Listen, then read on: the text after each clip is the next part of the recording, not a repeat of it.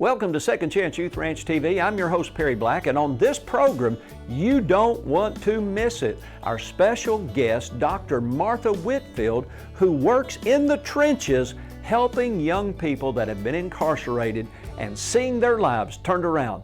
We'll be right back.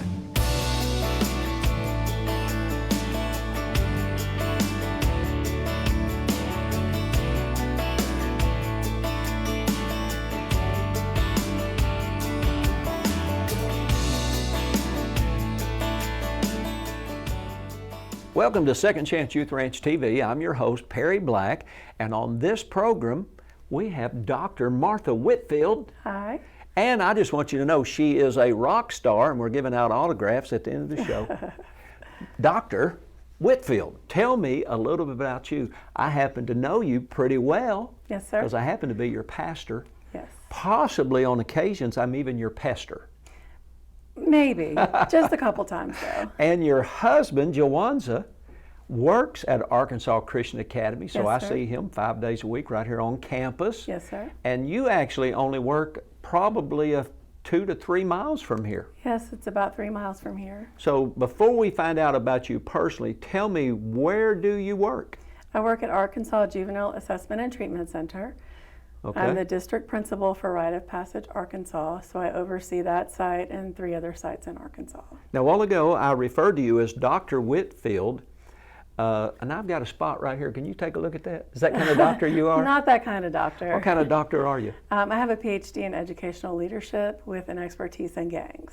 In gangs. Yes, and sir. I happen to know that there have been times, and probably still are, where you travel nationally and talk about gang-related issues, Yes, correct? sir. Yes, Not sir. too many years ago, you were in Chicago. Yes, sir.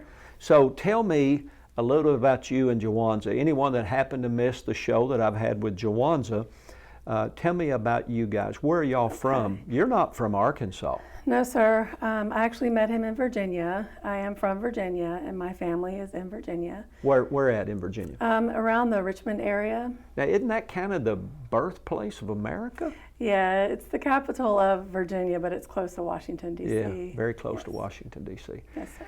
And so tell me, what were you doing in Virginia?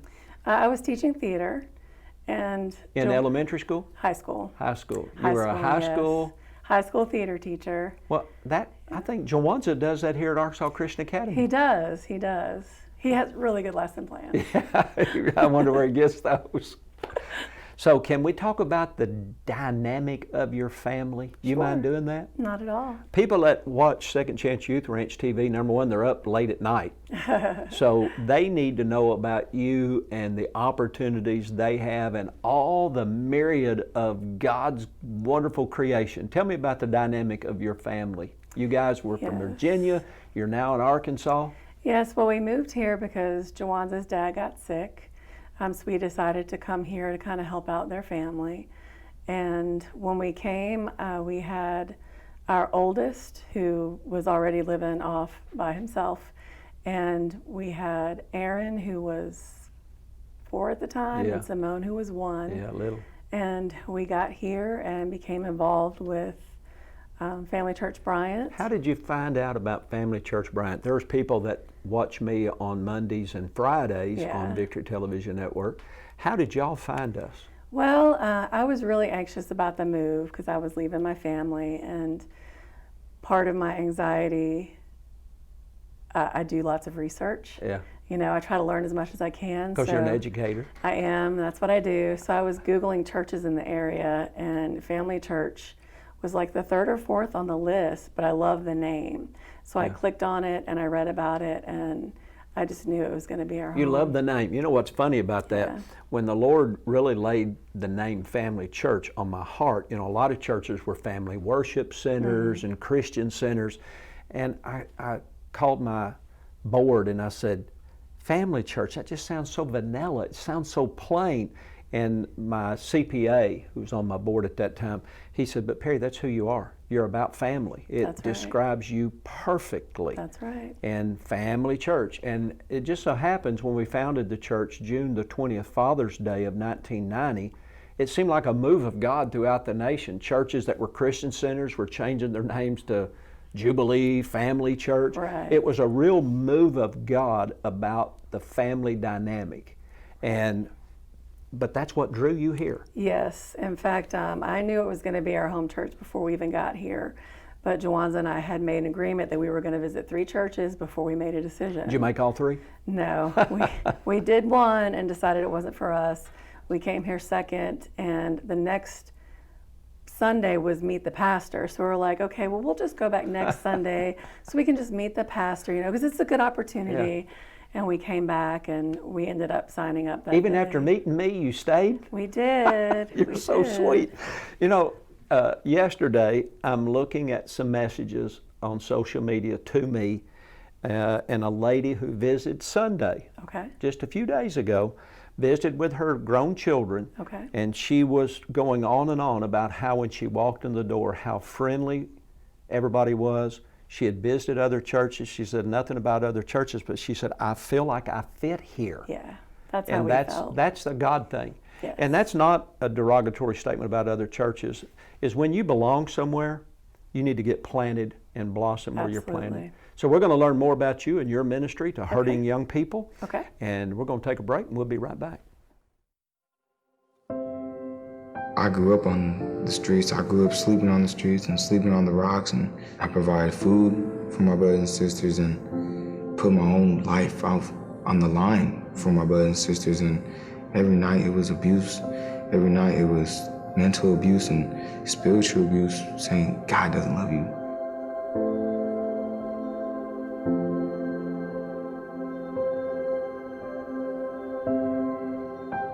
I never had a father figure in my life. Whenever one did come into my life, he was on drugs or abusive or mentally abusive or abusive in any way. My mom left us for drugs and went back to California. It hurt a lot. I cried a lot over it. Still do at times, but I pretty much said, like, there's no really point in me living. I mean, what is there for life for me?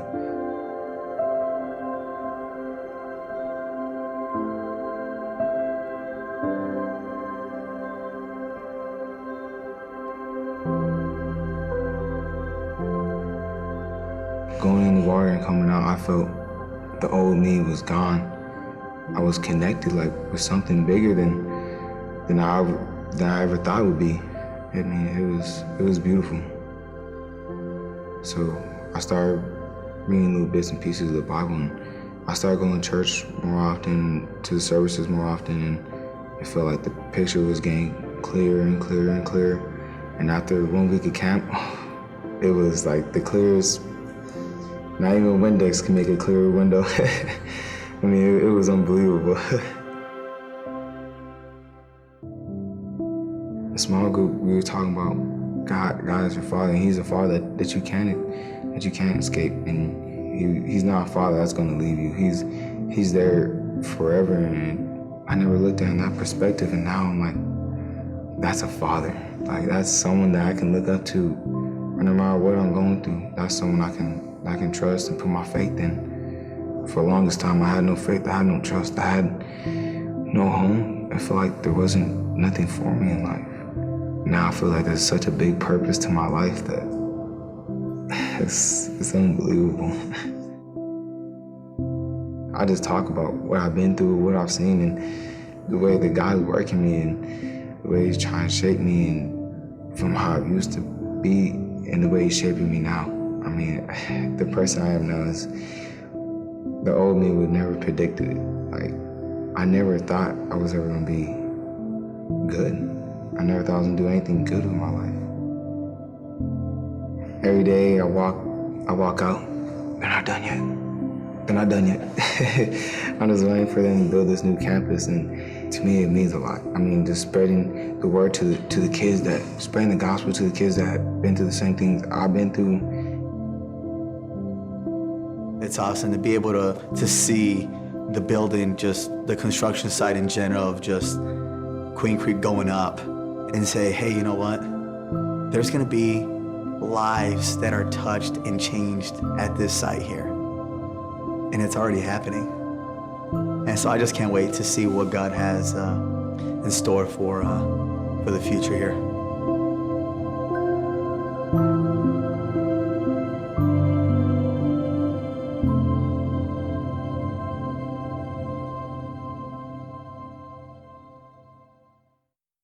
Hey, welcome back. On this program, if you're just now joining us, is Dr. Martha Whitfield, a personal friend of mine.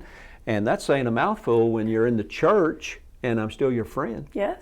And Martha, you also, with your educational degrees and experience, you also have helped me in years past at Arkansas Christian Academy. Yes, sir. Prior to taking your current position. That is right. And one thing I love about highly educated people, and you qualify, is you guys are gifted to see a need and to create an organizational structure to break that down and meet that need. Yes, sir. And shortly after you were here helping me in the administrative team at Arkansas Christian Academy, during that period of time, prior to taking your current position where you're at now, we're going to talk more about, you and Jawanza and your family served as emergency or respite house parents, Yes, relief sir. house parents Yes, at Second Chance Youth Ranch. we did. So your love for hurting young people runs very, very deep, Yes, sir. very personal. Yes, sir. And somehow through all that, y'all have adopted some kids We have. We've adopted 2 girls from Second Chance from Youth Second Ranch. Chance. Yes, sir. And they're how old now? How old are the girls? 20 and 17. Is the 17-year-old still here at school? Yeah, no, she's not here. She goes to Bryant. She goes to Bryant Yes, School. sir. Both the girls went to ACA for a while. Yes. But now in your current position as a mom, an adoptive mom, a grandmom, what do they call you? What? Mimi. Mimi. Oh, that's sweet. Yeah. How did you come into your current position, and tell me again what that is? Okay. Break it down for the learning impaired here, Okay. and tell me what you do. Because you're not a state employee, are you? No, sir. It's a private organization. Yes, sir. I work for a company called Rite of Passage. Rite of Passage. It's a very large company. We have sites, I think 52 now, all over the United States. All the sites are geared toward populations of hurting children. We've just opened a site in Honolulu for girls who have been sex trafficked and are in DCFS custody. We've got schools, we've got residential facilities, we've got group homes, and actually we're about to open a substance abuse treatment facility for teens in Louisville. Wow. In Louisville, Kentucky? No, Arkansas. Really? Yes, sir. Where is that in Louisville, Arkansas? It's near in Hope. Down south. When you said Louisville, I was thinking Lou, but it's actually Lewis. Yes, sir. Yes. I think that's down around Ashdown and down northwest. Maybe. It's right on the border of Texarkana. Down around Texarkana, where my daughter is a public school Yes. teacher. I was just down there this weekend. Got a few grandchildren down there too. So, when you are dealing with at-risk youth here in Saline County, those young people are incarcerated. Yes, sir. All the students at the 4 other facilities have been adjudicated and are serving time. All right, break that down. Adjudicated. It means they've been to court, been tried for a crime, been declared guilty, and they receive sentences. Are they under 18? Yes. Okay. We do have some youth in our care that are over 18. We can take them up to 21 because they try to keep as many kids out of ADC as possible. And ADC is the Adult Correctional Facility. Is there a spiritual component of what y'all do? Yes. Do y'all have a chaplain? We do. We have a pastor. You do have a He's chaplain. very, very cute. His Very name cute. is Mr. Whitfield. It's your husband. It is. Yeah, Yeah. he's our pastor. And so what does he do in He- the Saline County program? He coordinates volunteers to come in. All the churches and other organizations that wish to volunteer, it goes through him. All right, let's talk about that. Sure. So he's the chaplain, so he's kind of over the spiritual component. Yes, sir. He's there to minister to any young person that Yes, sir. would like ministry. Is that only young men at that facility? We have boys and girls. Boys and girls? Yes, sir. I've actually spoken there. Yes, that's right. But I want to talk about how churches or individual Sunday school groups, civic organizations, what is the opportunities for them to be involved? Well, as soon as COVID is over, they can come into the facility once a month, once a week, work with specific populations of kids. We usually do a sign-up system for churches and Bible studies. Yeah. We do have some Catholic ministers who come in. We do have some students that identify as Muslim and who worship Allah, so they also get services that they need. We have one student who's Buddhist, so Jawanza actually provides materials for him. So any of the spiritual needs at the site are met by Jawanza. And the organization, though, has campuses, you said, all over the United States, Yes, and even sir. now into Hawaii. Yes, sir. What can people do locally right here in Central Arkansas, if not for COVID, and that this too shall pass? It will. It's passing fast. And as soon as that passes and people are able to get involved, but while they're not able to come on campus right now, what can volunteers do for y'all? We would love donations, specifically Bibles. They're very wanted at the site, and the kids, Young people ask for Bibles? they do. Can I tell you Yes, this? absolutely. That's absolutely a fact. And they say there's no atheist in a foxhole. When I got in trouble in Germany and I was sent to the Mainz jail, when I was being processed, the Spaniard processing me said this. He said, "Do you need anything?" And I said, "Can I have a Bible?" Now, I was an atheist, Yes. but I knew I was in serious trouble. And I started reading my Bible. And I started saying, "God, if you're there, I need help." Yes. And so y'all are seeing that here, not just here locally, but this is a need throughout the nation. Yes, all of the facilities that I work with, sometimes I even take material from Jawanza because he knows some of the students. Yeah. So we provide Bibles. He does Bible studies with them. I pray with the kids. Yeah. Only if they request. Yeah. I also keep scripture cards in my desk. And if I have a kid that's having a really bad day, I'll offer them to them. And they'll take the scripture card, they'll read it, we'll talk about it. So anyone who wants to donate materials, scripture cards, Bibles, We'll get some information on the yes. screen so they can do that. that would be great. You can make a difference. One way you can make a difference is donating a Bible. But more than anything, you can make a difference by praying for young people in care. We're going to take a brief break. We'll be right back.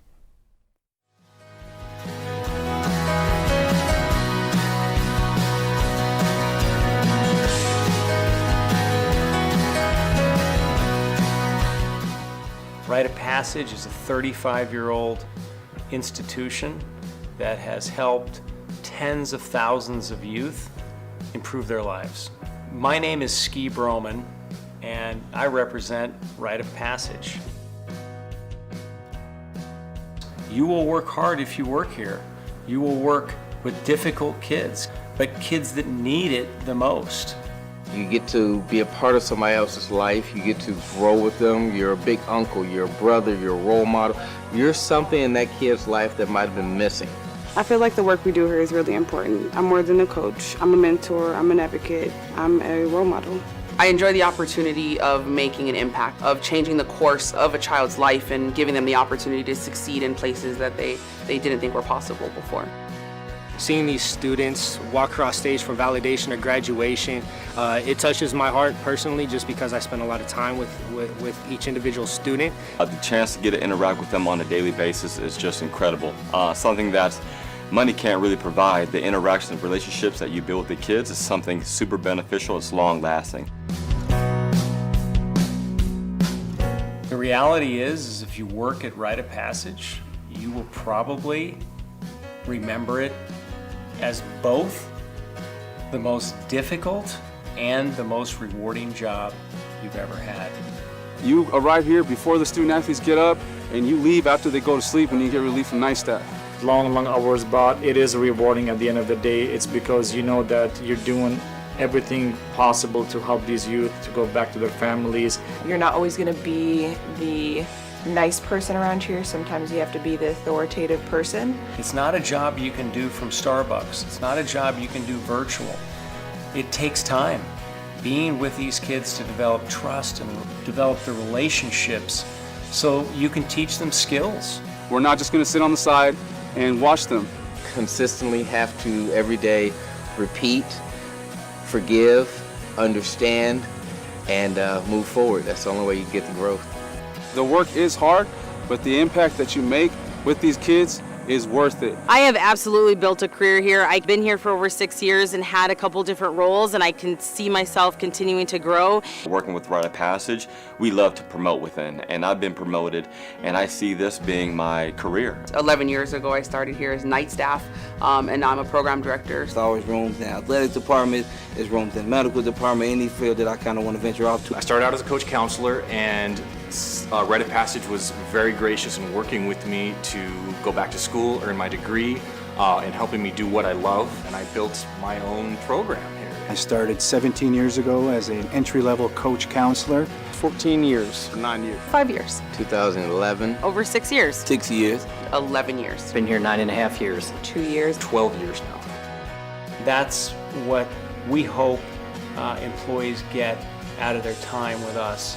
This is a fantastic place to build a career, but to ultimately make a difference.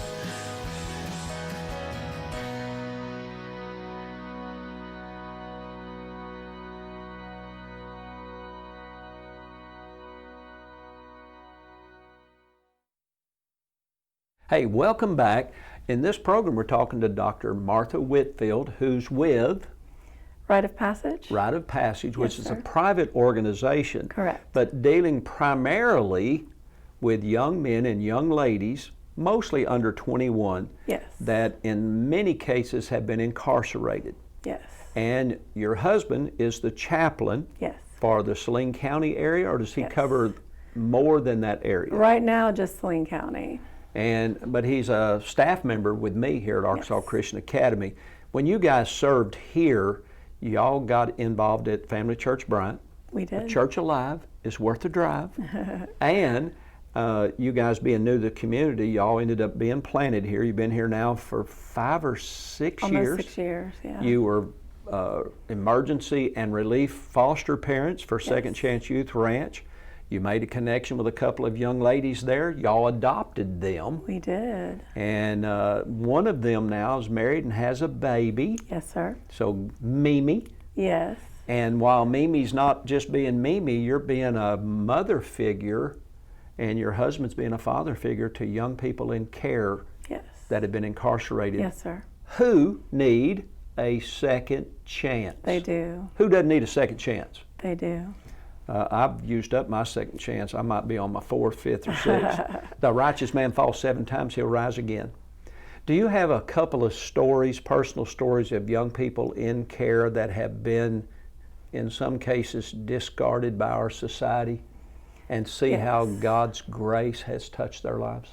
Yes. There's so many kids, so many stories. But one that really stands out for me is a student that we had for over 3 years. And when he came in, we were told that he was evil. How old was he? He was 16 at the time. 16. He was evil, and there was black in his eyes. You know, if you're with him, make sure you have someone else with him. Yeah. You know, all these warnings and protocols to keep everyone safe.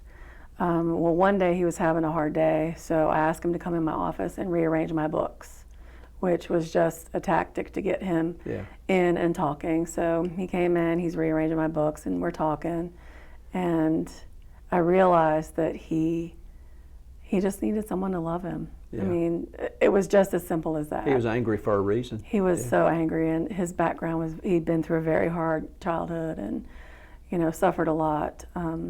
So I actually, in our Sunday school group here, we lifted it up in prayer 3 or 4 weeks in a row, specifically for him to pass his GED, which was very hard for him. Sure.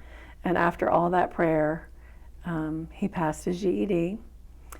He's doing really well. He's been moved to a different facility because he still has time to serve, but he's doing really well.